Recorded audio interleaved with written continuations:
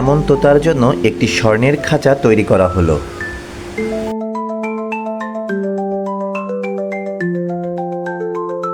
খাঁচাটি মহারাজের সিংহাসনের পাশে রাখার আদেশ দিলেন। দিনে দিনে মহারাজ পাখিটিকে যতই দেখছেন ততই মুগ্ধ হচ্ছেন। কারণ তোতাটি শুধু যে দেখতেই সুন্দর তা নয়, তার গুণও আছে অনেক। মহারাজের যখন মন খারাপ লাগতো তখন তোতাটি সুন্দর সুন্দর গান গেয়ে মহারাজের মন উৎফুল্ল করে তুলত, শাস্ত্রের কথা বলতো এবং নানা রকম উপদেশ দিত। খুবই স্বল্প মূল্যে আমি এই দুষ্প্রাপ্য জিনিস সংগ্রহ করেছি। রাজার ছিল 4 রানী। রানীদের মনে একটুও সুখ নেই। থাকবে কি করে?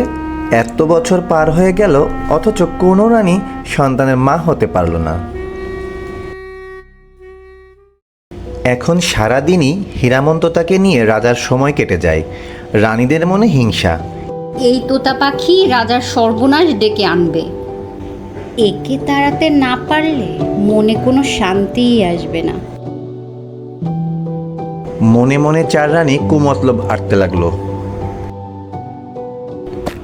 5-6 দিনের জন্য মহারাজ জঙ্গলে শিকারে বের হয়েছে। এই সুযোগ হাতছাড়া করা যাবে না। যুক্তি করে 4 রানী হীরামন্ততার খাঁচার কাছে গেল। হীরামন্ততা 4 রানীদের একসাথে দেখে সৃষ্টিকর্তার গুণকীর্তন করতে লাগলো। রানীরা পাখির মুখে সৃষ্টিকর্তার গুণকীর্তন শুনে বিভোর হয়ে পড়লেন। হীরামনকে মারার কথা বেমালুম ভুলে গেলেন। সেদিন আর হীরামনকে তাড়াতে পারলেন না। আগামীকালকে হীরামনকে তাড়াতে হবে অথবা মেরে ফেলতে হবে। কাল আর হীরামনের মধুর স্বর শুনে কিছুতেই স্থির লক্ষ্য থেকে দূরে সরে যাওয়া যাবে না। পরদিন আবার উপস্থিত হলো হীরামনের সোনার খাঁচার সামনে। আচ্ছা হীরামন, মহারাজ তো তোমার প্রশংসায় পঞ্চমুখ।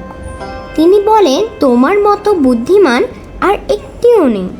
তা বলো তো হীরামন, আমাদের মধ্যে কে বেশি সুন্দরী আর কে বেশি কুৎসিত?